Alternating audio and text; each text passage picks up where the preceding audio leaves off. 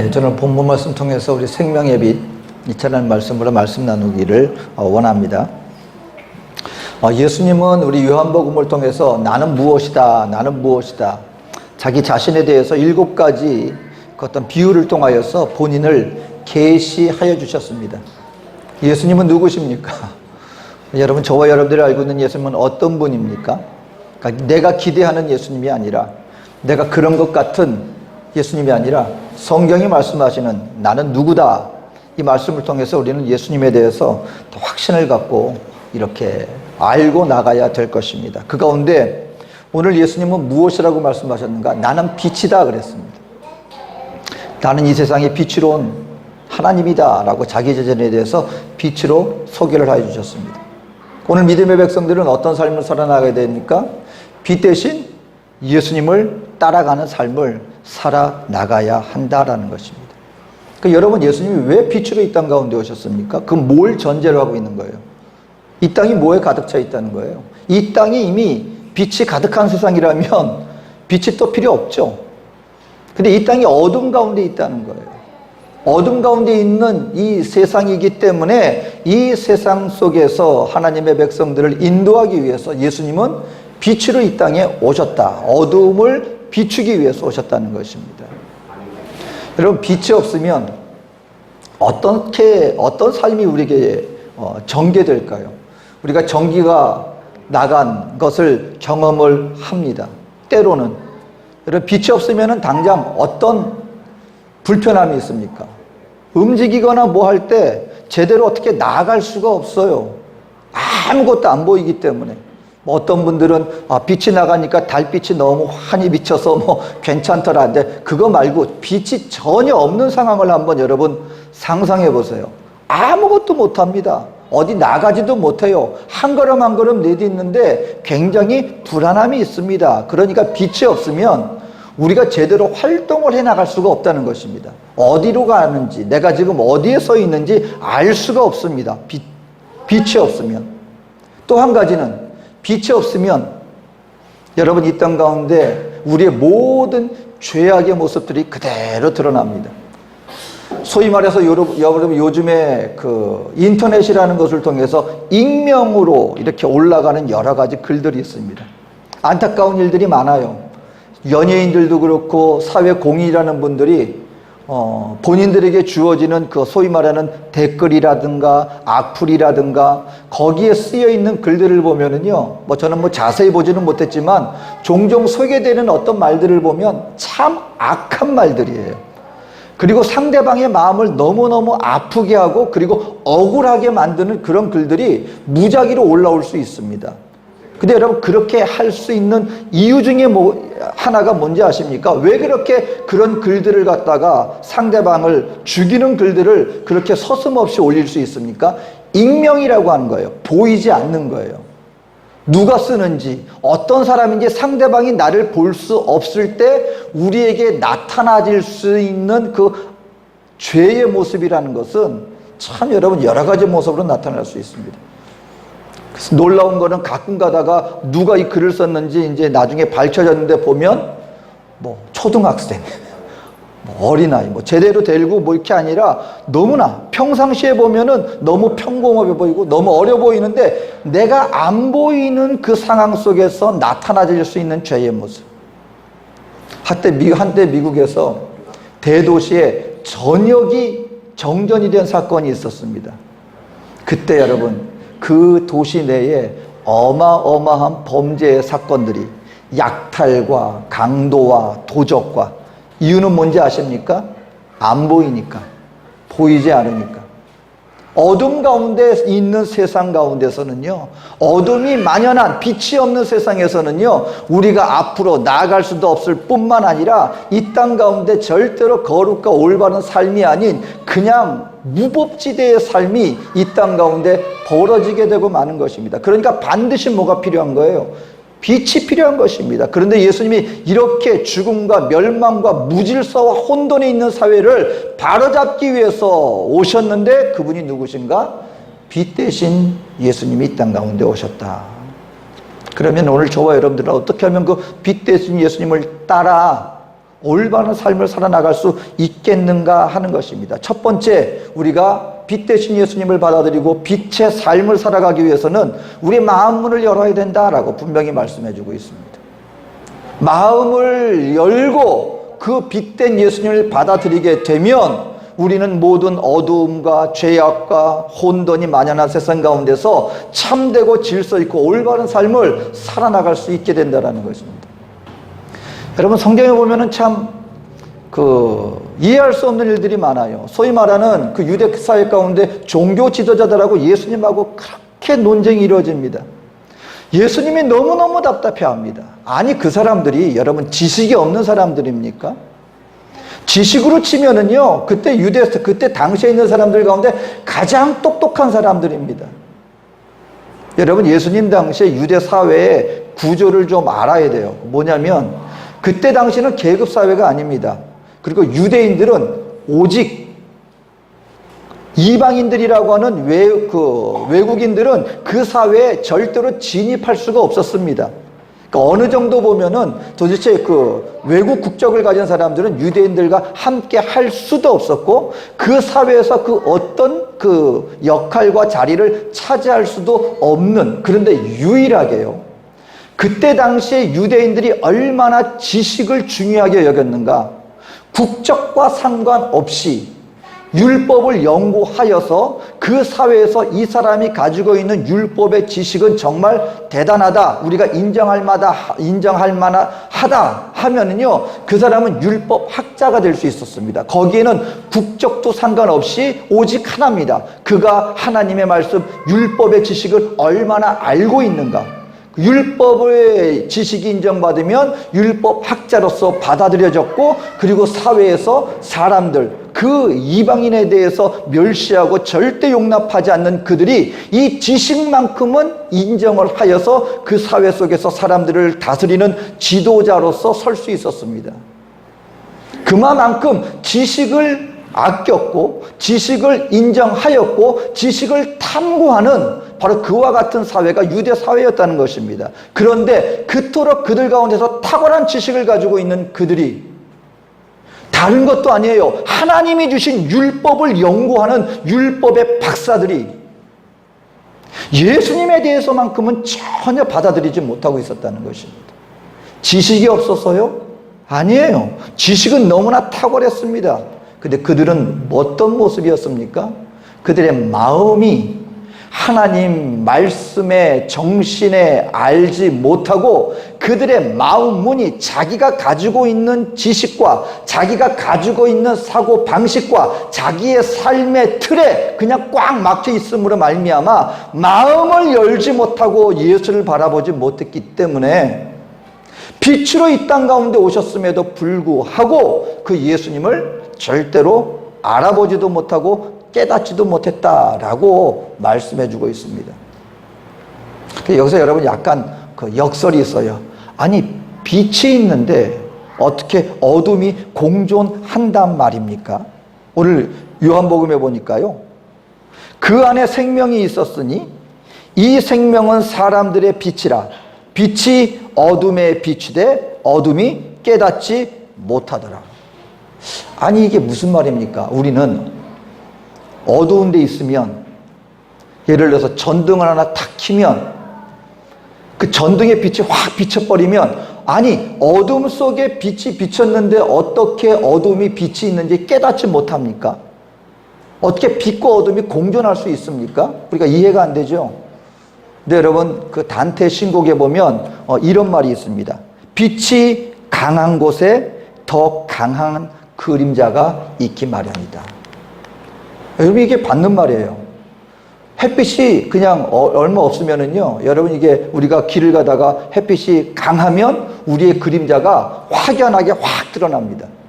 근데 구름에 가려서 빛이 그냥 희미하게 비치면 우리 그림자도 있는지 없는지. 그러니까 모순이 뭐냐면은 빛이 강할수록 어둠도 강하다. 이게 무슨 말이냐면요, 예수님이 빛으로 오셨다고 해서 모든 사람들의 마음과 심령과 삶 속에 그 빛이 저절로 비춰지는 게 아니라는 거예요. 어떻게 해야 됩니까? 빛을 받아들여야 된다는 것입니다. 빛이 받아들여질 때 그 빛으로 말미암아 우리의 영혼과 우리의 삶이 빛의 영향력 아래 들어가게 되는 것이죠.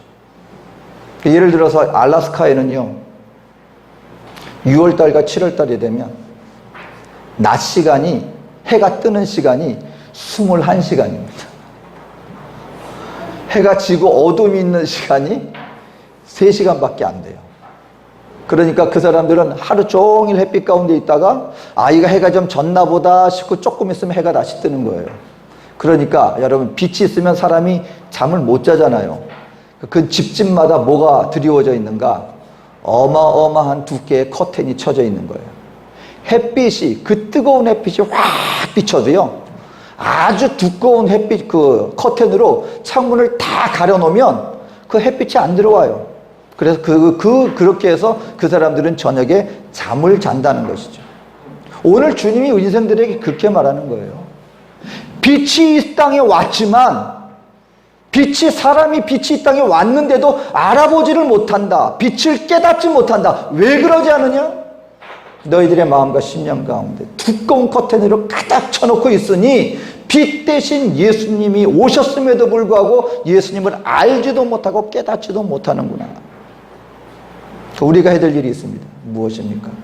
우리의 그 닫혀진 마음을 확 열어야 돼. 빛으로 오신, 이 땅이 어둠에 있음을 알고, 이 땅이 하나님의 멀리 떠나 죄로 말미암아 이 죽음과 사망의 것으로 가득 찬 어둠의 세상인 것을 알고 빛 대신 주님을 향하여 우리 마음을 활짝 열게 되면 빛으로 오신 예수님이 비로소 내 안에 들어오게 되시고, 빛으로 말미암아 우리는 어둠을 떠난 빛된 삶을 우리가 살아갈 수 있게 된다라고 하는 사실인 것입니다. 여러분, 우리가 예수님을 믿고 나가면서도 확신 없이 나가는 경우가 바로 이런 경우예요. 반쯤 열었어요. 맞는 것 같은데, 그런 것 같기도 하고, 신앙생활을 나가는데 우리 안에 빛으로 확 비치는 그 자유로운 삶이 있는 게 아니라 이것도 아닌 것 같고 저것도 아닌 것 같고. 근데 여러분, 이게 성경에 요한복음에 재밌는 말씀을 하셨습니다. 영접하는 자 곧 그 이름을 믿는 자들에게는 하나님의 자녀가 되는 권세를 주셨으니 그랬어요. 이 말이 여러분, 우리가 잘 살펴봐야 되는 게, 하나님의 자녀가 되었으니 그러면 될 걸 가지고 하나님의 자녀가 되는 권세를 주셨으니, 그 권세는 또 무슨 말이냐는 겁니다. 여러분, 저와 여러분들이 하나님의 자녀, 하나님의 천국 백성이 되어지면은요, 저와 여러분들에게는 이 땅 가운데 이 어둠과 이 세상의 것을 거슬러 갈 수 있는 권세가 주어지는 거예요. 근데 이 권세를 왜 우리가 누리지 못하는지 아십니까? 잘 몰라요. 알긴 아는데 대충 알아요. 잘 몰라요. 그러면은 하나님의 자녀의 이 권세가 있는데 이게 권세고 내가 누려도 되는 건지 아닌지 그냥 있으면서도 사용하지 못하게 되는 거예요. 제가 이 브라질에서 힘들었지만 운전면허증을 초보자처럼 따게 된 게, 그때는 힘들었는데 지금은 얼마나 도움이 되는지 몰라요. 제가 파라과이 다른 나라 외국 운전면허증을 가지고 있는데 브라질에서는 파라과이 거는 인정이 안 된다 그래가지고, 제가 봐도 파라과이 면허증은 다른 나라에서 인정하면 안 돼요. 죄송합니다. 왜냐하면 그 나라는 정식 시험을 보고 면허증을 주는 게 아니고 영주권만 있으면 그냥 면허증 신청하면 나와요. 그러니까 어떤 문제가 발생합니까? 교통법을 몰라요. 다들 어떻게 하느냐? 다들 자기가 하는 게 맞는지 알아요. 자기 방식대로. 그 나라의 교통 법규가 있는데 그걸 공부하지 않고 시험도 없이 면허증을 받기 때문에 뭐가 뭔지 몰라요. 그래서 어떤 사고가 나면 서로 싸워요. 내가 맞다고. 제가 그러다 보니까는 운전을 하다 보면은요, 예를 들어서 로또온더 같은 데가 있으면 도대체 이 보통 벽구가 어떻게 되는지 모르니까 서로 눈치 보는 거예요. 내가 먼저 가야 되는 건지 상대방한테 이게 양보해야 되는 건지. 근데 제가 이 나라에서 확실하게 배웠습니다. 물론 이건 브라질 법이겠죠. 나라마다 다르겠지만 일단 로또온더 안에 먼저 들어선 사람이 우선권인 거예요. 딱 들어가면 나머지 오는 차들은 멈춰야 돼요. 이전에 몰랐을 때는 그 안에 들어가다가도 저쪽에서 차가 오면 멈칫거립니다. 이거 내가 서야 되는 거야, 가야 되는 거야. 지금은 확실하게 자신감을 가지고 왕 하고 갑니다. 그리고 상대방이 쳐다보면 내가 먼저야. 이게 맞는 거야. 이게 뭐냐면 알기 때문에 확신을 가지고 나의 것을 누릴 수가 있게 되는 거예요. 하나님의 자녀가 된 자에게, 하나님의 자녀에게 주어지는 영적인 권세라는 것이 있습니다. 믿는 백성들에게 말씀을 따라 이 땅 가운데 거룩과 성결의 삶을 살아나가는 자에게 주시는 하나님의 능력으로 내가 어떻게 하나님의 자녀로서 살아갈 수 있는가가 누려지게 되는 것입니다. 알게 되어질 때 우리 마음을 확 열고요, 빛 대신 예수님을 받아들이고 어떤 것이 빛된 삶인지를 알고 그걸 살아나가 보십시오. 그러면은요, 우리의 삶 속에 권능이 붙습니다. 능력이 붙습니다. 그리고 백성으로서 담대하게 살아나갈 수 있게 되는 거예요. 더 이상 혼란스럽지 않습니다. 어떻게 이런 삶을 살 수 있습니까? 마음을 활짝 열어야 돼요. 두 번째는 우리가 빛의 대신 예수님을 따라 나가는 삶을 살아나갈 수 있기 위해서는 영적인 사람이 되어야 합니다. 오늘 본문 말씀해 보니까 8장 15절, 너희는 육체를 따라 판단하나, 너희는 육체를 따라 판단하나. 여러분, 그때 당시 유대 사회는요, 혈통과 가문과, 그리고 그 직책이 뭐냐, 바리새인이냐, 제사장의 가문이냐. 또 재밌는 거는 제사장 가문은요, 이거는 시험 보고 들어가는 게 아니에요. 혈통을 따라 이것이 계승되는 거예요. 그 사람이 아무리 개차반이고 정말 사회에서 아주 악한 일을 뽑는다 할지라도 내 아버지가 제사장이에요? 그럼 그 아들도 그 가문을 따라, 혈통을 따라 제사장의 가문이기 때문에 그 제사장으로서 살아나가게 되는 거예요. 이런 혈통과 관습과 이걸 갖다 중요시 여기는 사회이기 때문에 예수님이 처음에 이름을 날렸을 때 뭐라 그랬습니까? 나사렛에서 무슨 선한 것이 나겠느냐. 지역 그런 어떤 감정도 있는 거예요. 예수님이 그 나사렛 동네에서 살았다는, 자라났다는 얘기를 듣고 나사렛이라는 동네는요, 나중에 역사학자들의 역사 기록에도 등장하지 않을 만큼 아주 조그마한 마을이었습니다. 아니, 그런 동네에서 무슨 선지자가 날 수 있단 말이야. 근데 예수님은 우리 성경을 통해서 우리 분명히 말합니다. 저와 여러분들이요, 육신을 따라, 우리의 관습을 따라, 그리고 세상적인 그런 가치 기준을 가지고 우리 신앙생활에 나가려고 한다면 결단코 우리 예수님을 알아갈 수도 없고 아버지의 뜻을 깨달을 수도 없다라는 것을 알아야 한다는 것입니다. 여러분, 분명히 말씀드립니다. 성경은요, 우리 하나님은요, 우리가 우리 어떤 이성과 어떤 가치 기준의 삶 속에서는요, 때로는 우리의 기본적인 이성을 때로는 충돌할 그 어떤 길로 우리를 인도할 수도 있기 때문에, 아니 어떻게 그럴 수 있어? 우리가 가지고 있는 그 어떤 가치 기준을 완전히 이걸 갖다가 고정적으로 딱 굳게 만들어 놓은 다음에 그 기준에 비추어서 이것은 이거고 이것은 아니야, 이걸 선악간에 판단하는 우리 마음 자세로 살아나가려고 한다면 한 가지는 분명히 생깁니다. 아버지 하나님의 그 어떤 특별한 섭리 속에 주의 사역을 감당하려고 할 때 반드시 거기에 마찰이 생깁니다. 구약에서 한번 볼까요? 여러분, 모세를 하나님이 인도하시는데 이스라엘 백성들을 어디로 인도하셨습니까? 광야로 인도했어요. 아니, 가나안 땅으로 지금 들어가게 해주신다면서요. 분명히 말씀드리지만 광야는 죽음의 땅입니다. 그냥 약간 메마른 땅이 아니에요. 못 사는 땅이 아니에요. 거기는 마을이 존재할 수 없는, 사람이 살 수 없는 장소예요. 근데 영적 지도자인 모세가 수백만 명의 인파를 끌고 지금 가는데 보니까 광야예요. 정상적인 판단 기준을 가진 사람들이라면 아마 저 같아도, 일반 사람 같아도 당신 지금 우리를 어디로 인도하고 있느냐, 아마 여러분 들고 일어났을 것입니다. 그런데 한 가지 여기서 필요한 것이 있어요. 저와 여러분들이 볼 때 우리의 가치 기준하고 뭔가 상식과 뭔가 틀린다. 그럴 때 저와 여러분들이 결론을 내리고 거기에 대해서 선악간에 결론을 내리기 전에, 믿는 하나님의 백성이라면 그 전에 한 가지 해야 할 일이 있습니다. 무조건 엉뚱한 거 다 따라가라는 거 아니에요. 요즘도 보면 교주들 같은 사람, 이단 같은 데서 엉뚱한 얘기를 하고 엉뚱한 거 하면서 많은 사람들이 알지도 못한 채 그냥 강신적으로 무조건 따릅니다 하고, 그것도 문제예요. 하지만 어떤 일이 벌어졌을 때, 그것이 나의 상식과 충돌될 때 한 가지는 해야 됩니다. 믿는 하나님의 백성들이라면. 그것은 뭐냐면, 하나님 뜻이 무엇입니까?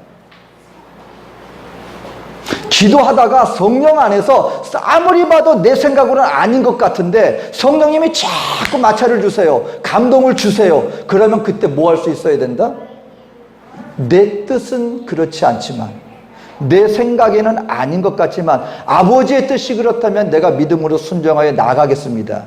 아버지의 뜻을 구하는, 그 뜻 가운데서 행하고자 하는, 여러분, 우리 믿음의 백성들은요, 이성을 따라 아니면 세상 가치 기준을 따라 전통을 따라 나가는 자들이 아니라 하나님의 뜻을 찾아 나가는 자들이라는 것을 알아야 한다는 것입니다.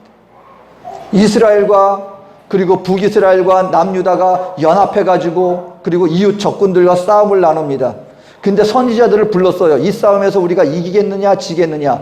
여러분, 만약에 이제 전쟁을 적군하고 정말 우리 나라가 지금 전쟁을 눈앞에 두고 전쟁을 해야 돼요. 그리고 하나님의 백성이라면 당연히 어떤 말을 갖다 전해줘야 되겠습니까? 우리 믿는 믿음의 백성들이 기도하고 우리는 하나님의 백성이기 때문에 반드시 승리할 것입니다. 힘을 북돋아 줘야 되는 거 아닙니까? 근데 예레미야라는 선지자가 자꾸 엉뚱한 말을 하는 거예요. 우리 집니다. 이게 저요, 우리 저요. 안 돼요. 이렇게 하면 안 됩니다. 나가면 반드시 이거 우리 패할 겁니다. 딴 길을 모색해야 됩니다. 국가에 아주 그냥 왕이 화가 나가지고요, 이 국가의 원수처럼 해가지고 옥에 가둬버렸습니다. 근데 문제는 뭐예요? 그것이 하나님의 뜻이었다는 거예요. 그때 당시로서 하나님이 이스라엘이 이기는 것이 하나님의 뜻이 아니라 그 앞으로의 그 어떤 더 큰 내일을 위하여서 그때 당시로선 이 전쟁에서는 패하는 거예요. 포로로 갔다가 나중에 70이 돼서 돌아와서 그리고 그 다음에 하나님의 그 어떤 뜻 가운데 이루어지는 또 다른 섭리 속에 나가게 될 것이다. 그러면 하나님의 백성이라면 어느 거를 선포해야 됩니까? 에이, 국민들한테 힘을 줘야지 하고 무조건 이깁니다? 때로는 아니요, 이번엔 반드시 이건 안 될 거예요. 하나님 뜻을 따라. 이것이 뭡니까? 영적인 하나님의 백성들이 살아나가는 삶의 방식이에요. 무조건 내가 보기에 옳다고 해서, 사회적으로 볼 때 그게 맞는다고 해서 무조건 쫓아가는 것이 아니라 이런 모든 상황 속에서 모든 것을 주장하고 다스리시는 하나님의 뜻은 무엇입니까? 이것이 어떤 사람? 그리고 상대방을 판단할 때도 마찬가지입니다. 외모로 판단하는 것이 아니라, 그게 지금 현재 모습이 나하고 좀 거슬린다고 판단하는 것이 아니라 하나님의 뜻 가운데 이것이 어떤 일일까? 이것이 어떤 사람이다? 영적인 사람입니다. 하나님을 알아볼 수 있는 사람은 영적인 사람이 하나님을 바라보고 나아갈 수 있게 되는 것입니다. 마지막으로는요, 저와 여러분들이 빛 되신 예수님의 인도를 받기 위해서는 항상 주님 앞에 겸손할 수 있어야 합니다. 어떤 분이 정말 용서할 수 없는 어떤 선교사님인데, 여러분, 이게 선교 사역을 하다 보면은요, 특히 현지인들 사이에서 정말 이 참 마음 아픈 일들을, 그리고 괘씸하고 억울한 일들을 참 많이 당합니다. 선교하려고 하다 보면은요, 그 선교하겠다고 같이 해놓고 나중에 막 돈 갈취해 나가고 그러면은 마음이 정말 용서가 안 됩니다. 근데 기도할 때 이분이 누구 용서 안 되는, 정말 교회를 괴롭히고 대적하고 그랬던 현지인이 있는데, 용서해야 되겠네, 용서해야 되는데 도저히 못하겠습니다 하는데 자꾸 용서하라는 감동이 오더라는 거예요. 하나님, 내가 못하겠습니다. 교회를 대적한 사람입니다. 내가 어떻게 이 사람을 용서합니까? 우리 교회에 하나님 나라 악을 끼치는 사람인데요. 근데 주님이 그러더래요. 내가 나중에 쓰려 그래. 내가 나중에 쓰려 그러니까 용서해, 용서해. 도저히 못하겠습니다. 한 행적을 보십시오. 이런 나쁜 사람을 어떻게 사용한단 말입니까? 그때 주님이 하신 한 말씀이 있었답니다. 내가 지금 너도 쓰고 있잖아. 그러니까 본인 딴에는 자기는 그 사람만큼 그렇게 나쁜 사람 아니라는 것을 아예 딱 두고 그 사람만 나쁜 사람인데, 그랬더니 의외로 하나님이 하신 말씀은 무슨 말이야? 나는 지금 너도 쓰고 있잖아. 하나님이 보실 땐 그나 나나. 여러분, 우리 있는 하나님의 백성들이 이거 절대로 잃어버리면 안 돼요. 그 사람만 죄인이 아니에요. 세상만 죄인이 아니에요. 그 죄인 중에 누구도 포함되어 있다? 절대 나를 빼서는 안 됩니다. 나도 그들 중에 하나예요. 나도 죄인이에요. 근데 그게 예수님 앞에 있으면 드러납니다. 근데 어느 순간인가 예수님은 사라지고 나 자신이 앞서기 시작하면은요, 그때부터 왠지 내가 대단한 사람인 것처럼 여겨지기 시작해요. 그리고 세상 사람들이 죄인인 것처럼 보여지고 판단하기 시작합니다. 그러면 누구는 온데간데 없어져요? 빛 대신 예수님은 온데간데 없어지고 또다시 이기심과 내 안에 있는 이 잠함과 이 어둠이 다시 내 안에 가득 차기 시작하게 되는 거예요. 바라기는요, 오늘 저와 여러분들 주님 앞에 빛 대신 예수님을 받아들이게 되시기를 주 이름으로 축원합니다. 마음을 활짝 여십시오. 그리고 육적인 삶이 아닌 영적인 하나님의 시각으로 살아나가십시오. 그리고 예수님 앞에 서보세요. 나는 항상 죄인이 은혜 받은, 용서받은 죄인이었음을 알게 되고 주님 앞에 겸손한 마음으로 예수님을 모셔드리게 되면 그 예수의 빛이 내 안에서 우리의 삶 속에 저와 여러분들을 올바른 길로 인도하게 될 줄로 믿습니다. 빛 가운데 살아나가는 저와 여러분 되어지시기를 주 이름으로 축원합니다. 기도하겠습니다. 사랑과 은혜가 많으신 좋으신 하나님, 오늘도 우리 주님 앞에 나왔습니다. 네 안에 어둠이 있고 이 땅에 어둠이 있습니다. 빛 대신 예수님 오셔서 어두운 세상을 밝히시고 네 안에 모든 추악하고 더러운 것들을 다 밝혀주셔서 예수의 십자가 보혈로 정결케 하여 주시옵소서. 감사드리며 예수님의 이름으로 기도합니다.